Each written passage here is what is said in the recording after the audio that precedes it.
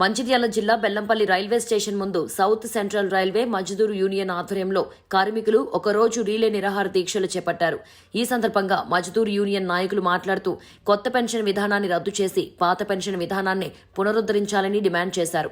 కొత్త పెన్షన్ విధానాల వల్ల పదవీ విరమణ కార్మికులకు అనేక ఇబ్బందులున్నాయని వాపోయారు.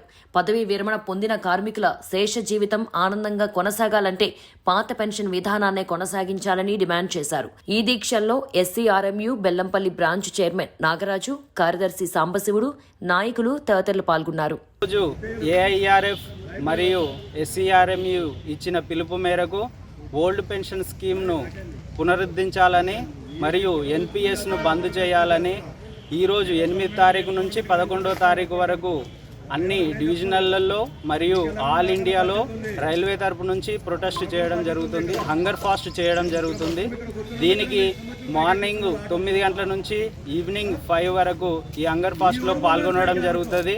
దీన్ని ఖచ్చితంగా ఓల్డ్ పెన్షన్ స్కీము ఇవ్వాలి అని చెప్పి south central railway Mazdoor union Bellampalli branch తరపు నుంచి డిమాండ్ చేయడం జరుగుతుంది.